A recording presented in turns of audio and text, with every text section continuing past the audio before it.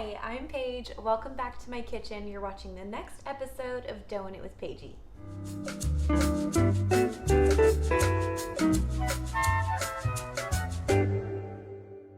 Today we'll be making the intermediate sourdough bread from the cookbook Bread Baking for Beginners by Bonnie Ohara. Now, oddly enough, we're going to be using a lot of the same techniques that we used in the very first recipe in this book, the no-knead bread. Now, this recipe does require a little bit more attention than that recipe does, but I promise you it is worth it. I'm going to be showing you guys something a little bit different today. I am going to be refrigerating my dough after it's done proofing. Now, I tested this last week and I had really good results from it. It was so much easier to score my bread. I was able to get a really intricate design, which I'm usually not able to get when I score my dough at room temperature. So I will show you guys that in just a little bit. Now, this is one of my favorite recipes in the book. It is a really moist bread and it is packed with flavor. In the beginner sourdough video that we did a few weeks ago, I got a really open crumb and I'm hoping to achieve the same results with this loaf. In this recipe, we're going to be skipping kneading altogether, which is always a bonus. Instead of kneading, we're actually going to be folding our dough inside of the bowl. Now, just like the beginner sourdough recipe from this book, you will need an active and mature sourdough starter. If you're new to this channel and you're just starting your venture baking bread, I will leave a video right up here for you, just in case you're looking to learn how to make a sourdough starter at home. All right, now moving on to the first step in this recipe. That's going to be to prepare your starter. What the book doesn't mention is that you'll need to feed your sourdough starter about 8 to 12 hours before you perform step 1 in this book. After you feed your sourdough starter, it takes about 8 to 12 hours for it to reach peak activity. After you feed it, the sourdough starter is going to start feeding on the flour that you gave it for its meal, and it will start to double in size and start to get really bubbly and fluffy. That is the best time to use your starter before step 1. Again, that would be 8 to 12 hours after you feed it. A great way to test it is get a glass of warm water, drop a little bit of starter in there. If it floats, that means it's ready to go. Once your starter's at peak activity, it's time to go ahead and perform step 1. You're going to start by combining your mature starter, water, all-purpose flour, and whole wheat flour. Mix this all together with a rubber spatula and cover this up loosely with a lid. Once it's covered, you're going to let it hang out for 12 hours. I usually do this the night before I bake. Now, I prepared mine last night and this morning it's doubled in size. There's a lot of small bubbles on the surface of it and it smells slightly sour. Now we're ready to mix our dough, so it's time to weigh out the ingredients we'll need to make our dough. I'm going to start off by weighing out some water, all-purpose flour, whole wheat flour, and salt.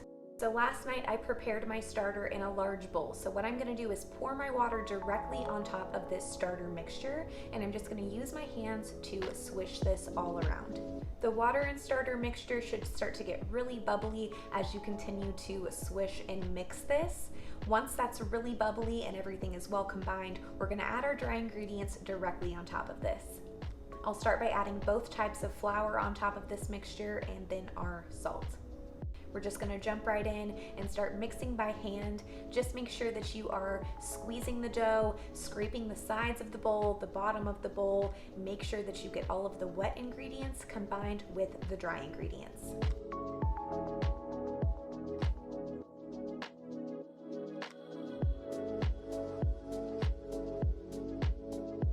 Once everything is well mixed, it usually takes me about 5 minutes. Your dough is going to be really stretchy when you give it a nice good pull.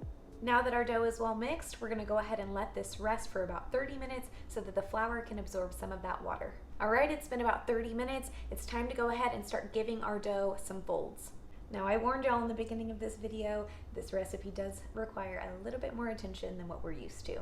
This dough requires a 5-hour rise. For the first 2 hours of the rise, we are going to give it a set of folds every 20 minutes for a total of 7 sets of folds. And we're going to start with our first set of folds. So I'm going to start from the farthest side for me, and I'm going to pull the dough from one side to meet the other side. And I'm just going to go all around the dough doing this method until I have gone all the way around the dough. Now that our first set of folds is done, I'm going to let this rest for 20 minutes and we'll come back and give it another set. So same thing in the second set of folds. We're just going to do that same method, stretching and folding our dough to meet the other side. Now, just so I don't bore you guys to death, I am going to time lapse the rest of these, but just know that you're going to be giving it one set of folds every 20 minutes for the first 2 hours.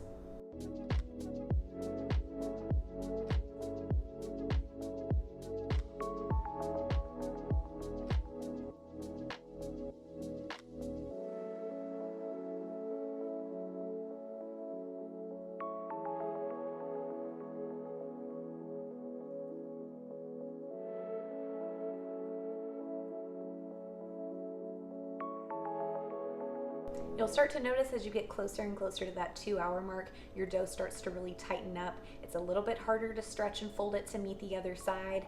Just let your dough relax a little bit, keep stretching it and folding it the best you can, and it should be really, really tough to pull that dough by the time you get to the end of these sets of folds.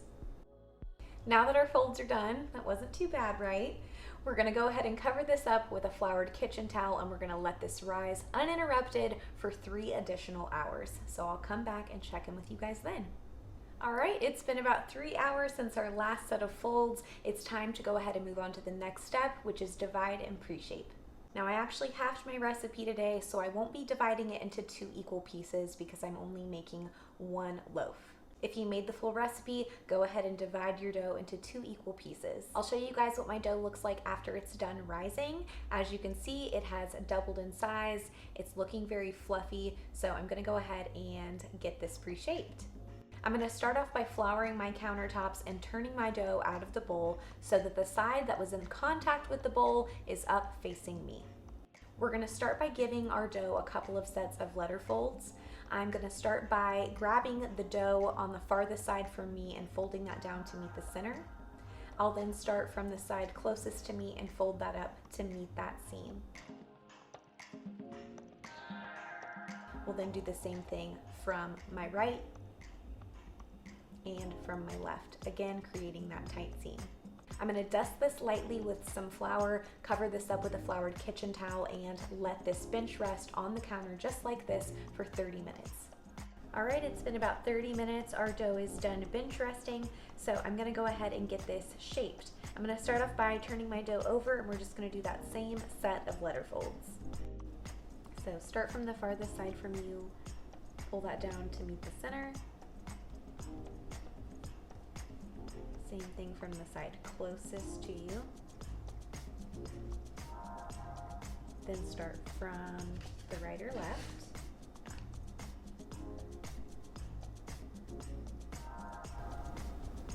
And then from the opposite side.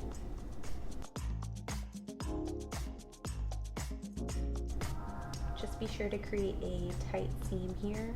Just kind of pinch the dough together where the 2 sides meet.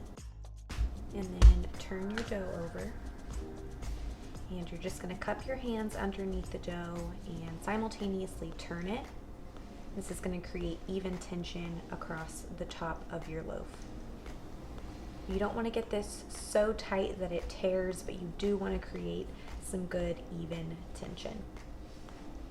And if it's easier for you to do this with your dough scraper, you can do that as well, just by pulling this from all sides.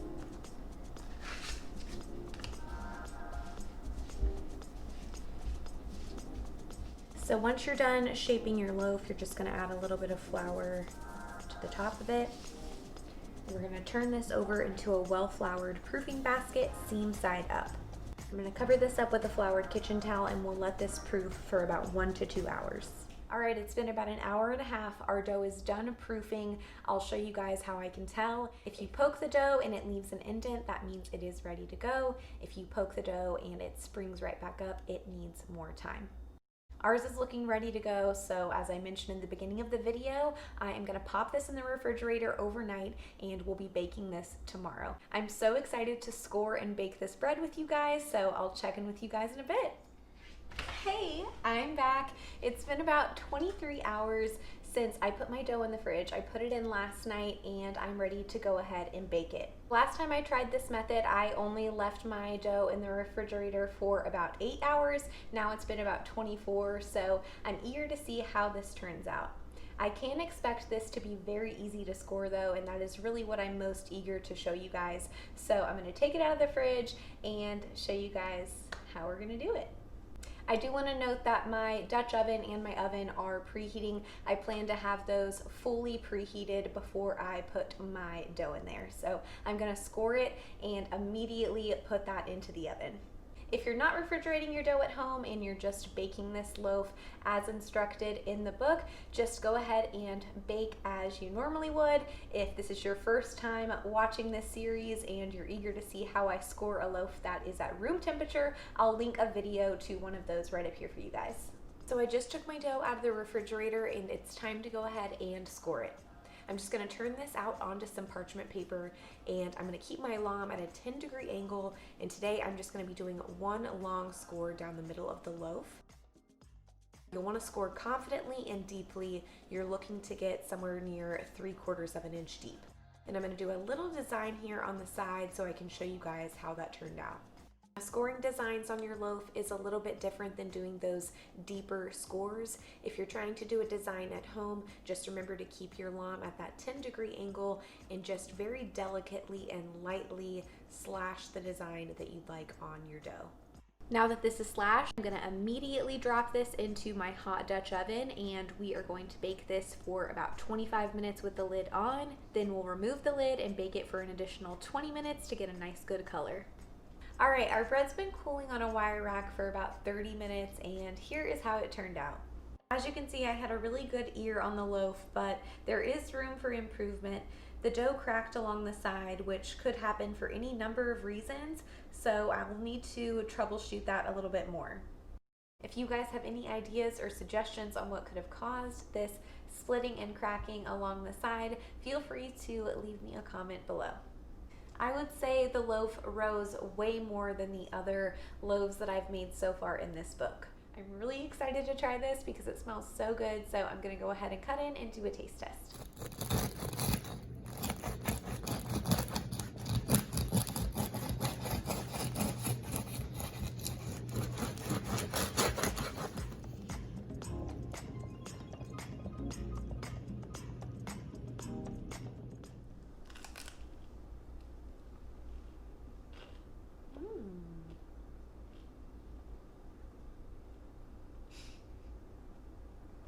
Sour. So I am so happy with how this turned out. This tastes so good. It has such a complex sour flavor. My sourdough starter is about 3 months old at this point and it's really giving my dough an amazing flavor. This bread also is super moist because of the hydration level, and I definitely think the refrigerator has a little something to do with how moist this bread is as well. It seems to be a little bit more moist than the room temperature loaves that I've baked in the past. I think this bread is such a good gift idea for a holiday or a just because gift. Bread is just something that's made with love. This bread took well over 24 hours for me to make and the result is so worth it. So as you guys know by now, my dog is obsessed with bread just as much as I am, and she is freaking out about this loaf ever since it came out of the oven, so I'm gonna give her a taste test. This is Dutch. She loves bread.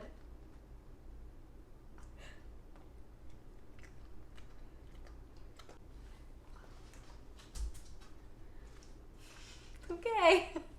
Now be sure to tune in next time because we are making the last recipe in this book. It is the alchemy sourdough, and I am so excited to try the final recipe with you guys. I'm so sad that this series is coming to an end, but I'm so happy about the future opportunities to come on my channel. Let me know what you guys like best about the series and what you guys want to see next on the channel, if anything. Hopefully you'll still want to see me. As always, if you like this video, be sure to give it a thumbs up, be sure to subscribe, and thanks again for watching Doing It with Paigey. I'll see you guys next time.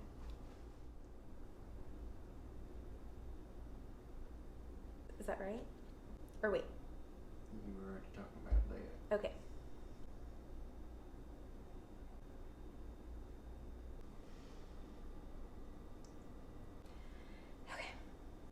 don't even need to say that, do I? I guess I can cover all of this tomorrow. Because, yeah. This is true.